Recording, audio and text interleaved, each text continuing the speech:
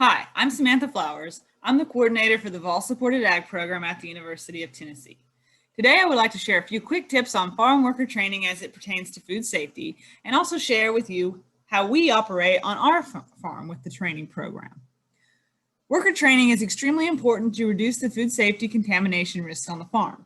Workers are critical to the food safety plan and policies on the farm since they'll be practicing them every day. Workers need to be trained on the food safety policies in place and the practices in order to successfully implement them. All workers that will handle produce or that will supervise activity where produce is being handled must be trained. Everyone on the farm needs to know how to identify and reduce potential food safety risks. Training everyone is helpful so that everyone knows what their responsibilities are.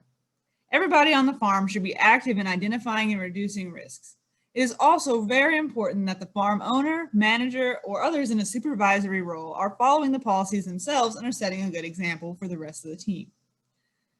Training programs must include the principles of food hygiene and food safety, how to recognize foodborne illness, the importance of personal hygiene, and any other training that is relevant to the worker's job. A successful program will be given upon hiring and then repeated at least once per year. These programs must be given in a way that everyone can understand. So using the employee's native language and providing demonstrations and other visual aids are a good way to accomplish this and make sure everybody is understanding.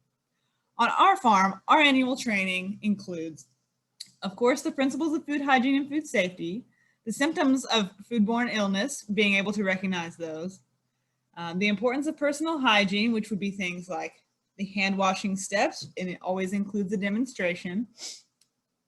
Workers need to know they should maintain their personal cleanliness, which means showing up with clean clothes before starting the workday, knowing what is the proper PPE for pesticides or other chemicals, and of course, how to maintain proper etiquette in the bathroom.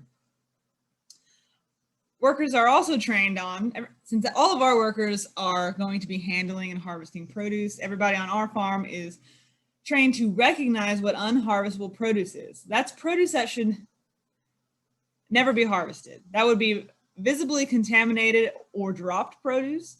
Dropped produce does not include root crops or crops that grow on the ground as part of their natural life cycle, like cantaloupes. It also doesn't include any produce that is intentionally dropped to the ground as part of its harvest method.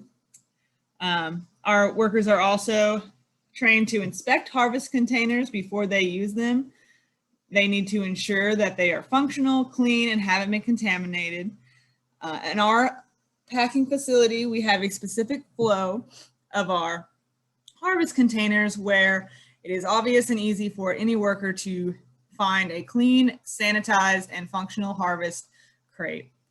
And our workers are given a full tour of the facility and a demonstration on that as well. After the annual worker training, it is a requirement to keep a log that states that you gave everybody training, when it was given, and the amount of time it took, and then it's a good idea to get people to write and sign their name stating that they did receive training. We also include a copy of all of the materials that we pass out and go over in that training session. We include along with that log and keep it all in our food safety binder. So I hope you found this information helpful with making a worker training program for yourself. Thank you for watching.